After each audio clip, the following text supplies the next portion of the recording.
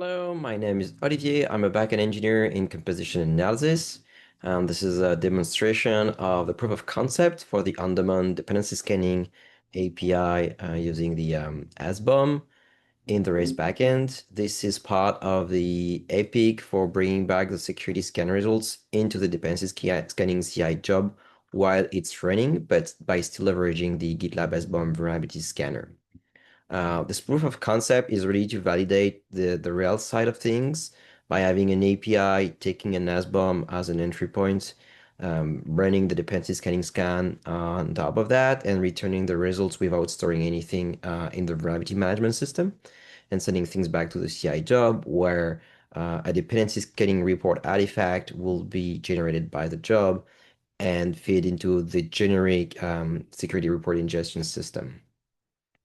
So to do that, I have implemented some changes on my local GTK, and I'm using this sample project where I have a pretty basic cyclone.dx document with just a single component for now, and a CI configuration that mimics what would be part of the dependency scanning CI job when we implement that into the analyzer.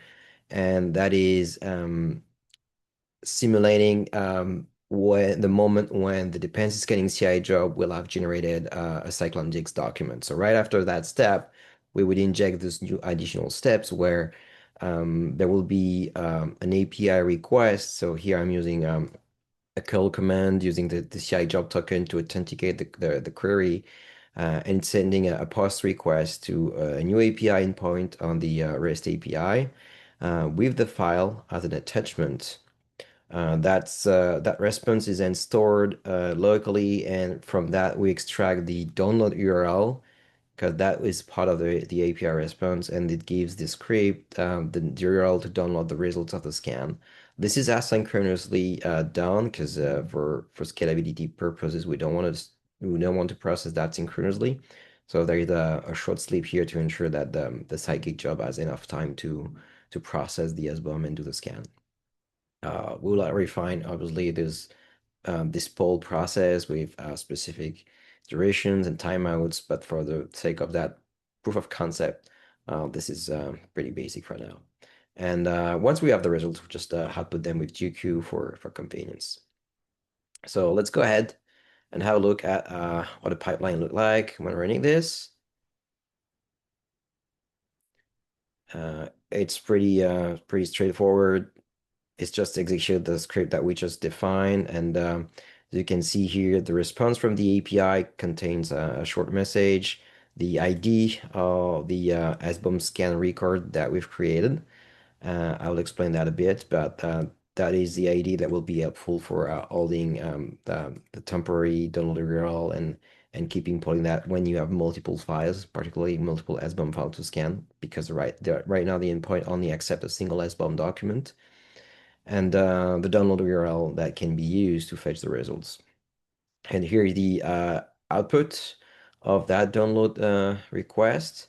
This is simply the JSON representation of security finding Ruby class because this is what is generated in the backend when doing the scan. And this is also saved in an artifact, but that's basically demonstrating the ability of calling this API from a CI job using the CI job token to authenticate, which is actually what is exactly done already when dealing with CI job artifacts. So this is really replicating the same process when we upload a CI job artifact. To explain a bit further about how this has been achieved, this is described a bit more in detail into the proof of concept issue. But the purpose here is to make sure that we can do that asynchronously. So we have to hold the result temporarily. And for that, we use an ephemeral record. I called it SBOM scan for now. There's a bit of discussion maybe to add and some refinement around where we want to put that exactly, same as the API.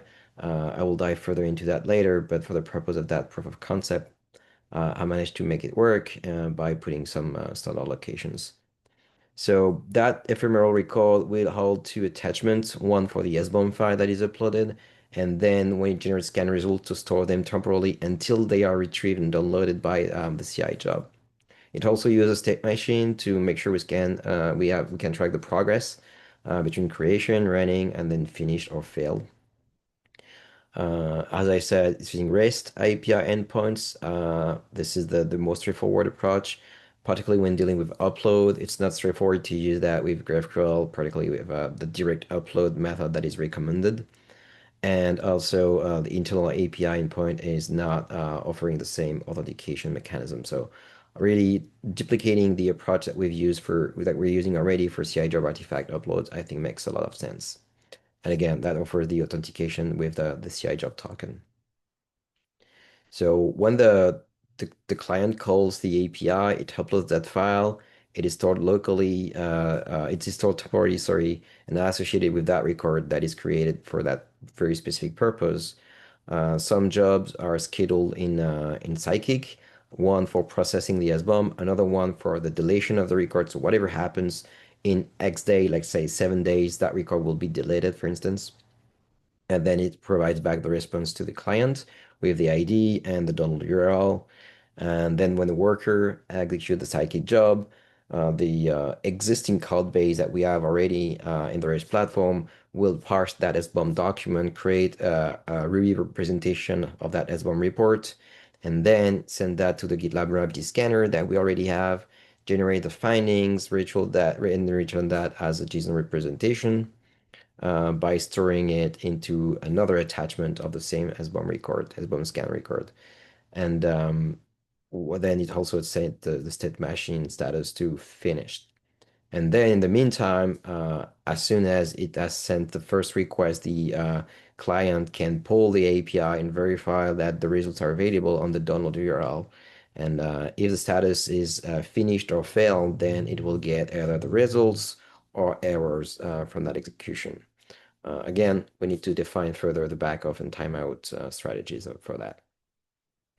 So a couple consideration that I went through are available there, but there is still a lot to go and to go through and define around the strategies about backoff and timeouts, making sure we agree on the response payload. Like, do we want to use the full dependency scanning report following the security report schema, or do we want to just stick with raw findings and have that report generated on the analyzer side using the shared report library that we have? We have to define application limits to prevent abuse, and yeah, a couple other implementation details to refine. So thank you for watching. If you have any further question, any feedback, feel free to jump on the issue, and yeah, keep the discussion going for implementing that nicely. Thank you. Have a good day.